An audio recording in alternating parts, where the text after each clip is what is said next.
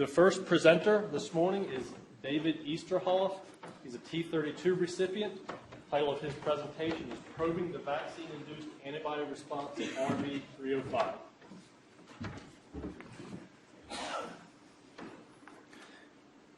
Thank you. It has previously been observed that the AE8244 envelope used in the RV144 efficacy trial expressed two V2 epitopes, a dominant linear epitope around K169 and a subdominant broadly neutralizing epitope dependent upon glycans at N156 and N160 that are avidly bound by V1, V2 bNAbs. In contrast, the dominant V1, V2 antibody response in RV144 was focused on the linear K169 containing V2 epitope and only capable of strain-specific neutralization. So while the V1, V2 bNAb epitope was expressed in RV144, no plasma bNAb activity was observed, and no antibodies isolated from RV144 vaccinees had V1, V2 bNAb characteristics. One characteristic of V1, V2 bNAbs, like VRC26, PG9, PG16, CHO1 to CHO4, is a long HDDR3 region. Antibodies with long HDDR3s, shown here as greater than 24 amino acids or 2 standard deviations above the mean HDDR3 length, are extremely rare. In an uninfected individual, the naive repertoire averages around 4% and contracts to approximately 2% in memory. The purpose of this study was to determine if when an immunogen with the bNAb epitope is repetitively used over time, the pool of otherwise subdominant B cells, such as those that produce long HDR3 antibodies, may be expanded. In RV144, the immunization regimen consisted of an Alvac prime AIDS-Vax boost, and approximately 6 years later, in RV305, vaccinees that had completed the full RV144 regimen and were uninfected at the time of re-enrollment were broken into 3 groups. The first group consisted of 2 boosts of Alvac with AIDS-Vax, the second group consisted of 2 boosts of AIDS-Vax, and the third group consisted of 2 boosts of just Alvac. Our methods were as follows. RV305 vaccinees from Group 1 and Group 2 were selected based on neutralization strength and breadth. PBMCs were antigen-specific single-cell sorted with either GP120 or V1, V2 fluorophore labeled hooks. PCR heavy and light chain genes were transiently transfected and screened for envelope binding by ELISA. Data shown today are 275 A244 GP120 binding antibodies from 4 vaccinees, 2 from Group 1 and 2 from Group 2. For comparison, there also are 148 A244 GP120 binding antibodies from 14 RV144 vaccinees. The first question we asked was, did boosting of RV144 vaccinees in RV305 increase the VH mutation frequency? For RV135, the phase 2 trial before RV144, in RV144, the range of mutation frequency was from 0.26 to 6.78%, with a mean mutation frequency of 2.56%. In RV305, the range of mutation frequency was from 0.51% to 12.66%, with a mean frequency of 5.52%. Thus, the 2 boosts in RV305 were able to drive additional mutations in the OMP-specific antibodies. The next question we asked was, did boosting the RV144 vaccinees in RV305 elicit antibodies with longer HDDR3s, since mobilizing this subdominant pool of B cells will be critical for the induction of V1, V2 bNAbs. This slide shows the HDDR3 length of OMP-reactive antibodies from 14 RV135, RV144 vaccinees versus 4 vaccinees from RV305. In contrast to the 1.35% of antibodies from the RV135, RV144 regimen that had HDDR3s greater than 22 amino acids, in RV305, this phenotype was present in 11.62% of the antibodies. The characteristics of V1, V2 bNAbs and other neutralizing antibodies include not only an HDDR3 of greater than 22 amino acids, but also use of D2, D3, and JH6.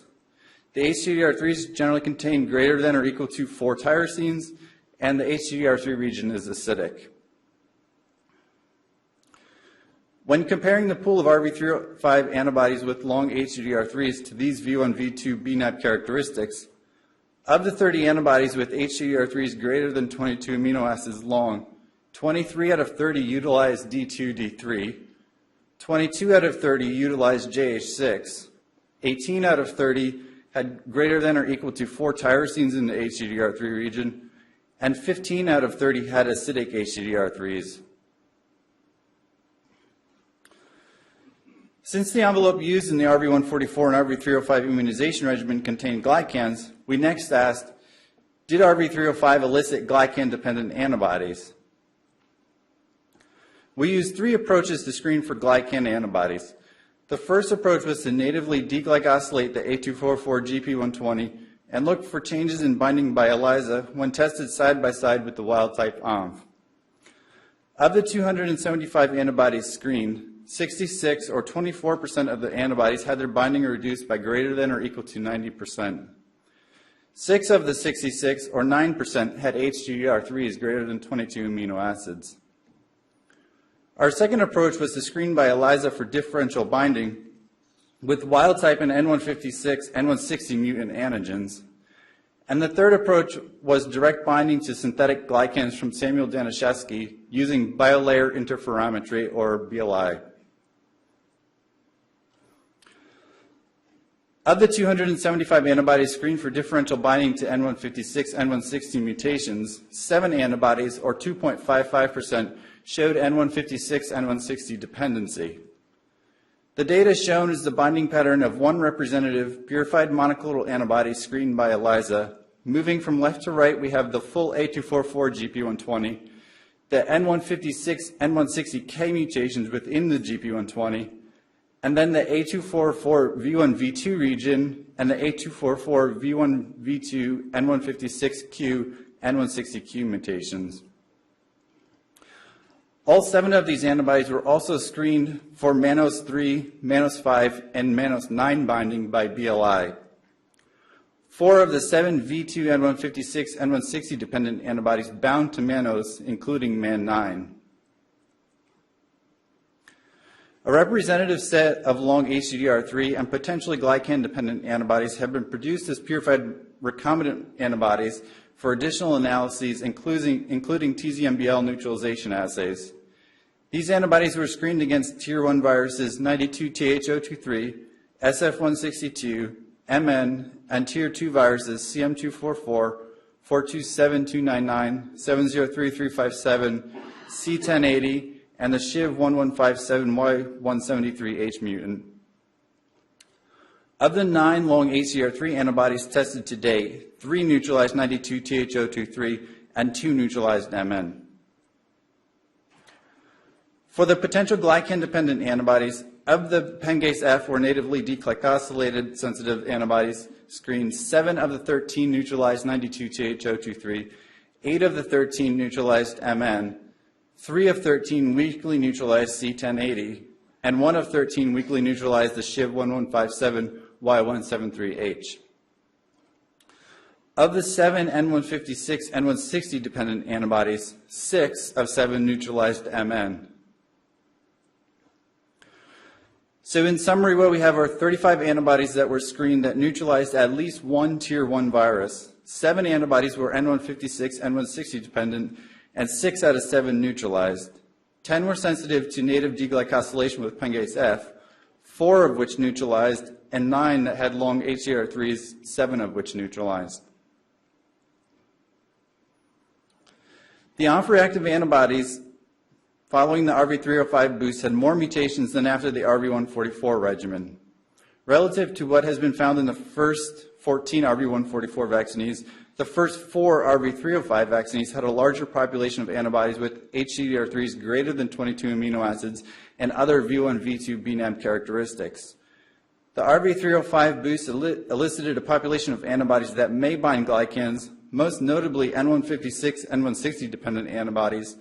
However, these N156, N160 dependent antibodies do not have long HDDR3s. The broadly neutralizing V1, V2, N156, N160 glycan-specific antibodies, CHO1 and PG9, preferentially neutralize Tier 2 viruses versus Tier 1 viruses, while the RV305 vaccine-induced V1, V2, N156, N160 glycan-binding antibodies preferentially neutralize the Tier 1 virus MN. Thus, the boosts in RV305 of RV144 vaccinees have induced a new type of glycan antibody that preferentially neutralizes Tier 1 but not Tier 2 viruses. Similarly, the RV305 boosts induced more long HDR3 antibodies than seen in RV144, and 7 of these 9 antibodies tested to date neutralize Tier 1 but not Tier 2 viruses. Ongoing work is to determine if the long HDR3 antibodies are the result of the immunization regimen or individual gene usage bias. Post-RV144 PBMCs from the RV305 individuals are currently being analyzed. Since BNAbs occur at a very low frequency, we also have developed techniques for deeper interrogation of the vaccine-induced antibody repertoire using leukapheresis samples from the RV305 vaccinees.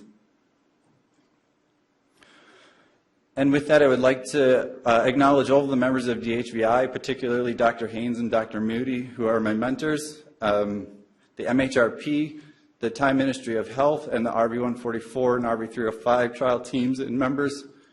Also, our funding source, the training grant, and the Duke CFAR for the opportunity to be here today.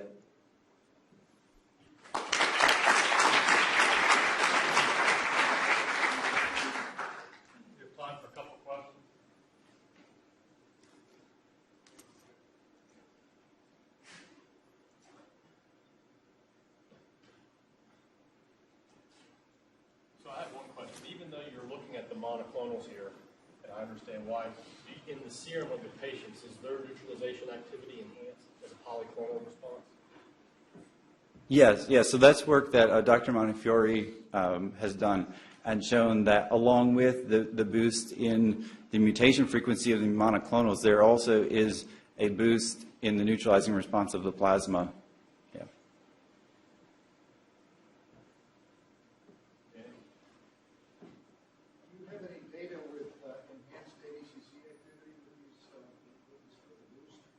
Yeah, so along the same line, the enhancement in ADCC activity would come from Guido Ferrari's lab, and he has looked at that, and same thing. He sees the boost in the plasma with RV305 compared to RV144. And what about monoclonals? Have you looked at those? And ADCC assays?